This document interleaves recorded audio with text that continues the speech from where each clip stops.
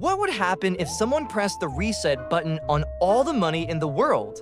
Would society collapse into chaos, or would we start over with a clean slate?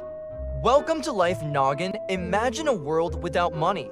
No dollars, no yen, no rupees, not even that monopoly money you've been hoarding since you were 8. In this world, all the cash in your wallet, the bills in your bank account, and the change in your pocket, it's all completely worthless. What now? Well, let's start with the obvious. Without money, you can't buy anything. All those Amazon packages you ordered yesterday, they're not gonna be delivered anytime soon.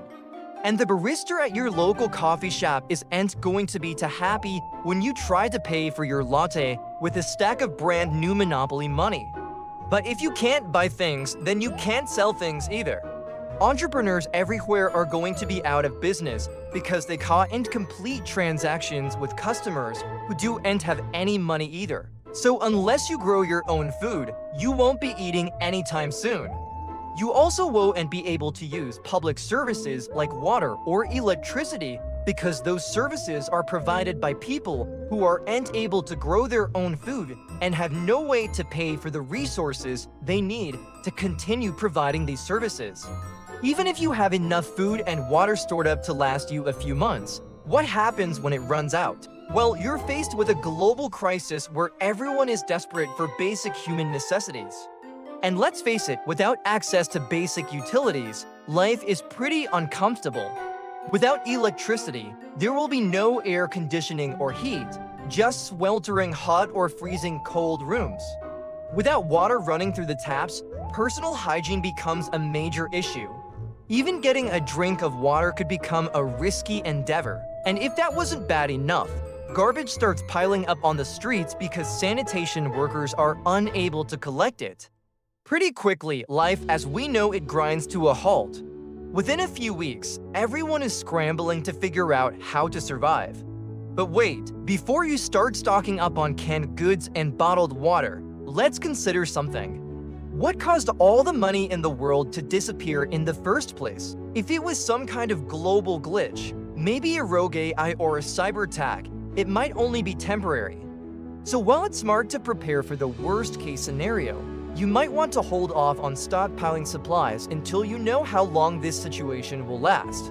After all, if you're stuck inside your house for a couple of days, you probably won't need all that canned food and bottled water you bought. But if you're stuck inside your house for months, well, having an ample supply of food and water could make the difference between life and death.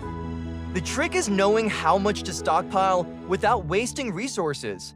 But even that wouldn't be possible in our moneyless world because most of us don't have the skills needed to grow our own food or raise our own livestock.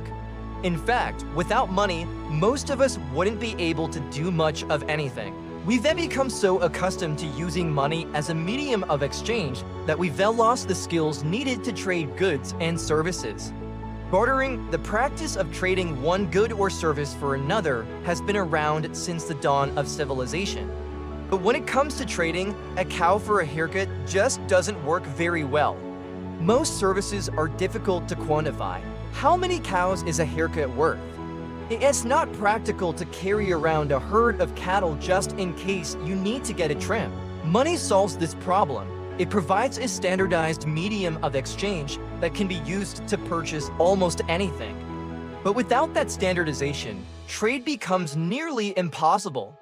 Let's say you live in a big city and you have specialized knowledge about rare tropical plants.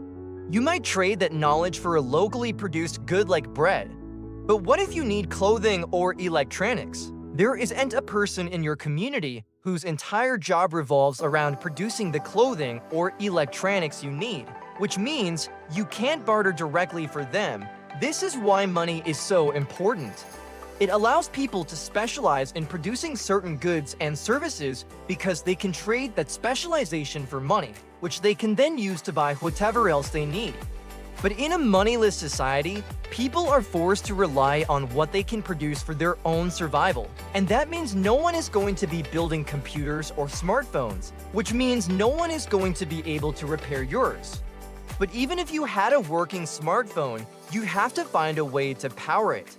Most of us aren't exactly experts at growing our own food or generating our own electricity. In fact, we rely on people who specialize in these fields to provide us with the necessities of life, because that is what they've specialized in doing. Without money, those specialists can't afford to continue providing these services.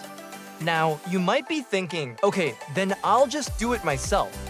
I'll set up my own farm or open my own bakery, but the truth is you can't just do that. You need training and experience to produce food or provide energy. And even if you had years of experience growing wheat, you'd need a lot more than that to keep a community alive without money.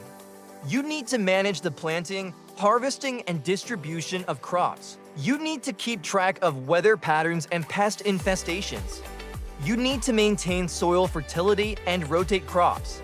You need to coordinate with other farmers to ensure that everyone had enough to eat.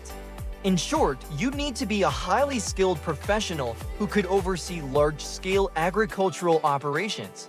Without money, the world would be run by highly skilled professionals. Because let's face it, nobody would want to be a farmer. The same goes for doctors, lawyers, and mechanics. Without money, the world as we know it would come to a screeching halt. But what if the disappearance of money wasn't permanent? After a few weeks or months, it's reinstated and everything goes back to normal. Would there be any lasting effects? Well, yes. When money was reintroduced, people would be clamoring to get their hands on it. After all, it represents wealth, power, and freedom. With a little bit of money, you can buy the necessities of life.